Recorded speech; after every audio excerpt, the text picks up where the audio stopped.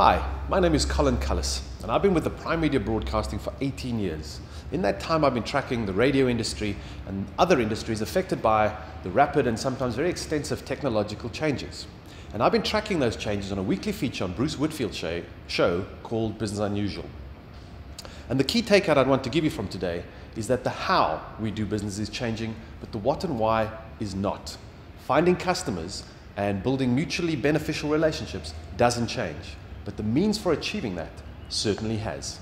I'm going to look at three elements to this, which is the nature of the changes, the great companies that have fallen by the wayside, and the new companies or the companies that have made use of new technology to be able to capitalize and cause major disruption. So that first part relates to the nature of the change, and the World Economic Forum has declared this the fourth industrial revolution, the cyber-physical industrial revolution. These relate to machine learning or robots and the degree to which they're going to be affecting the way we can do labor and possibly replace a lot of manual labor, human labor, with machines. It's not the first one, that's the good news. The bad news is unless you're around in the 70s, you'd have no idea what the impact was back then. And so it would feel as if this is the first time you're going through a significant shift. The second element refers to those companies who were great but lost their way. And most of this is related to the great work by Jim Collins and his book, How the Mighty Fall. He identified 5 stages that companies that, while successful, can lose their way and disappear. And one of the greatest reasons you would lose your way is the degree of disruption that we're currently experiencing.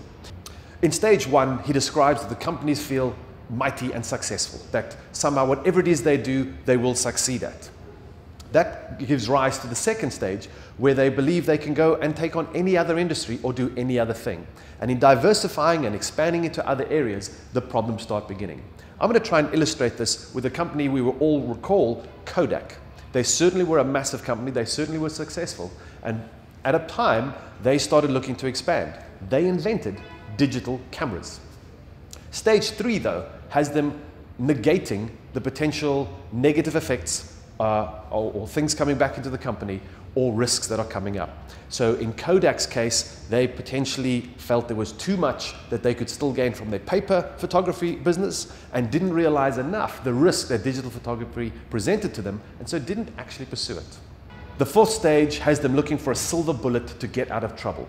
Not a bad thing, and certainly a good idea to keep trying to rescue your business. But sometimes the reliance on that one last gasp savior can diminish the limited supplies you have and send you further down the hole. In Kodak's case, they needed to maintain the photographic business, but they also wanted to start pursuing the digital camera business. But they were now no longer the leaders, and the catch-up really did deplete them, leaving them in a very difficult situation, which, for Kodak's case, they moved on to stage 5. Capitulation or death. Kodak is still around, just not in a way that we know them. They still have patents and do some great work, but you're not going to find too many people mentioning Kodak moments on Instagram. To get the full story about How the Mighty Fall, be sure to check out Jim Collins' book, How the Mighty Fall, and also the one for how to stay great, good to great. For the third section, we look at the companies that are capitalizing on the disruption and driving it further. And there are 4 elements that typically will be found in any of these companies. I'll use Uber as a classic example for how this worked. The first thing is that they refocus on a customer, not a product. And in the taxi industry, certainly taxi drivers have been around for a very long time.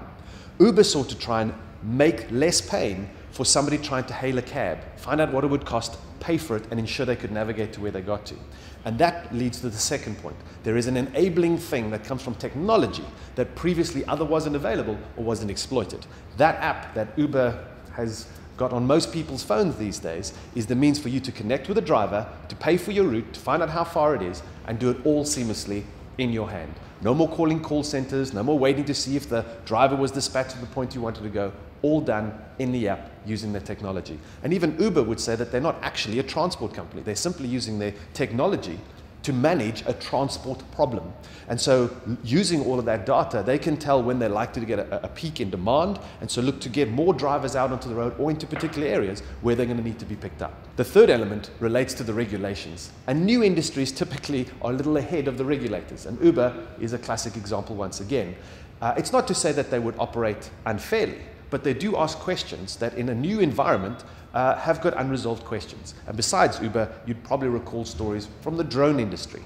Initially, they looked like a bit of a toy, maybe a bit of a fad, but as they grew and became more widespread, they really did start presenting some tough questions for the aviation industries to resolve, not all of which they've managed to do. The fourth element, and this is the key one, is a willingness and an availability of wealthy venture capital to invest in these companies.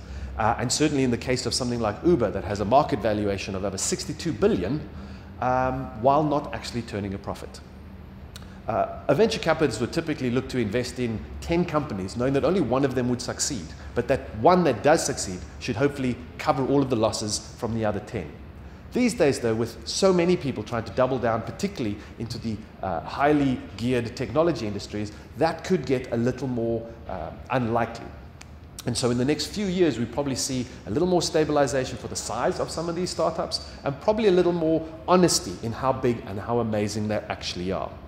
Having said that, Uber does make a lot of money, and in the next few years, they're going to look to try and manage their scale, their size, and start bringing the profits in line with the costs. So now let's imagine the scenario for your business or for yourself. Let's assume we're all on a ship, nice calm seas, but we're all standing on one side of the ship. Our skills are currently all lumped into a particular category. So the ship is sitting a little over at an edge. When disruption through the fourth industrial revolution comes along, it's a storm that approaches the ship. Now the ship is in some risk of potentially capsizing. And so some people will need to learn the skills and move to the other side of the ship. Sure, some people are very readily and willing to move to the other side, and some, it's fair to say, won't move. So it's up to those in the middle, those who have the ability but not quite sure if they're willing to move or not. This is kind of an invitation for you to say, what skills can you embrace? Which skills are going to be the most in demand for dealing with the new economies and managing the disruption? Because it's not to say that the disruption is all going to be negative. There are lots of opportunities that these new economies will offer to individuals and to companies who are willing to make a shift in those skills. So now that you know how things are changing, not the what and the why, I have only two things left to say.